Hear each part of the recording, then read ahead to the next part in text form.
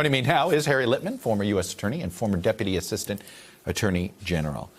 All right, Harry, I want to get into a little bit of the process part of the report itself. So Mueller is required to submit a report to basically his supervisor in this case.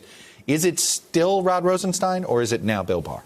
It is now Bill Barr. Okay. Rosenstein doesn't matter. He only mattered because Jeff Sessions recused himself. Exactly right. So Barr's in charge. All he's required to submit is a short sort of summary of his declination decisions, but all expectations are, if it's submitted next week, I have my doubts about that, but if it is, it'll be much more full-bodied. Have you ever had to tackle where you had to submit a report like this or something where for a multi-pronged investigation, perhaps it was a multi-pronged drug investigation or something like that, where you have this kind of, well, I gotta put this all in a big report. Have you had experience doing that? What does that look like? So yes and no. I've had a couple instances where it's been an octopus kind of case, and to really do it justice, we're talking 50, 100 pages. This is the President of the United States, and arguably the most tumultuous and consequential report maybe in U.S. history. I haven't had that before. And it's also a case in which the regulations specifically provide for a very sort of elliptical, bare bones report, and yet the national interest provides for something greater. How Mueller and Barr will negotiate that tension is unclear. How would you handle that? You were in the chain of command there. You were number 3, I think, at Justice. So well, no, but pretty. Anyway, I mean, where would you come down on this? It's interesting you made the public interest. I feel as if no matter where you sit on this, we all have to see it all, warts and all. We cannot leave it up to interpretation. Totally. It's a national imperative. Barr recognizes that, and he said himself, even if the regs provide for something kind of brief and bare bones, he'll go as big as he can. There's the one limitation, 2 limitations, national security stuff, grand jury material. Even that potentially could be gotten over with a judicial order, but it has to go big. Even if for some reason it didn't, one assumes that the information will out, as it must. It's a national imperative. It's like 9/11 or the Kennedy assassination. At this point, we've got to know. It's bigger. What did the Russians do? Forget the president, but what did the Russians do? Bigger than even, in some ways, did he commit crimes? What the hell happened in the election? The issue of obstruction and the fact that it takes on, at the end of the day, it's going to be a political definition no matter what any of us say here. But this was interesting in the New York Times today on the hiring of Bill Barr. This is from the New York Times. Mr. Trump moved on to a new Attorney General, William P. Barr, whom Mr. Trump nominated for the job in part because of a memo Mr. Barr wrote last summer, making a case that a sitting American president cannot be charged with obstruction of justice for acts well within his power, like firing an FBI director. If that is the reason why he nominated Bill Barr, is that in and of itself obstruction? That's a really interesting point.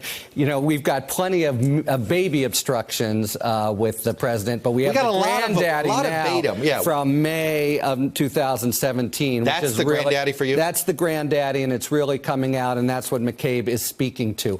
Barr, I believe, I was a supporter of Barr, but that was the one thing that gave me pause. I think he backed off that view in the hearings, and in any event, it won't be to him to actually make that final decision. As you say, it's going to be political. If you were bringing an obstruction case, what matters more? You said this is the one big one.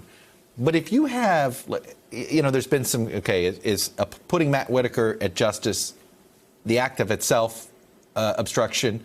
No. But avoiding Rod Rosenstein, and you throw that in with 6 other instances where he seemed to ask, Comey to drop it on Flynn. All these little cases where no one individual you would bring an obstruction charge. At some point, does the collective? Do you see where I'm going? Where all these baby obstructions become one large? I do. It's super interesting because prosecutors investigate episodes, but you have with McCabe and the report coming out this panorama that just screams obstruction. But in any event, I think all of them could be. You always ask the same question, and it's why we're so hampered that Trump was able to avoid testifying. All those little actions, did he do it with the intent of squelching the investigation in order to protect himself or his personal and family interests? If so, obstruction. But circumstantial, it's going to be circumstantial evidence in the absence of his testimony. You just brought up an important reminder. Mueller never did get to directly ask questions. Nobody got to directly ask questions to the president. Turned out to be a smart play by the president or not?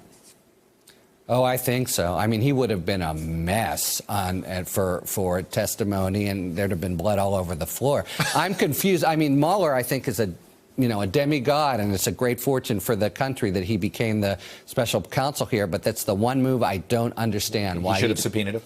I certainly would have, and I don't see why he didn't. Unless he's not just a subject but a target, right? No, but even so, he would subpoena him, and then his lawyers would say, my guy's going to take the fifth, and then he backs away. Is there any chance that still happens now, that may be the last card he plays? Great question. I've thought about it a lot. It's one of the things that I think make it more dubious, this report next week, that the whole thing is going to be tied up with a bow. I think there's a good reasoning to say you do that at the very, very end. So, yes, it's looking increasingly remote because he could have done it months ago, but it's still a possibility.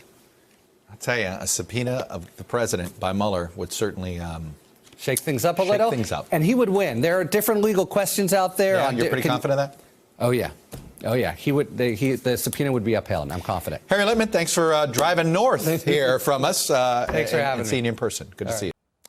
Hello, YouTubers. If you're watching this, it means you've checked out our channel, so thank you. Now do me a favor. Subscribe by clicking on that button down there. Click on any of the videos to watch the latest interviews and highlights from MTP Daily and MSNBC. You can get more Beat the Press content every morning in the First Read newsletter. If you're tired of content that you don't know anything about where it came from, you don't have to have that problem with us. NBC News, MSNBC, MTP, and the Meet the Press mindset right here for you on YouTube. Subscribe now.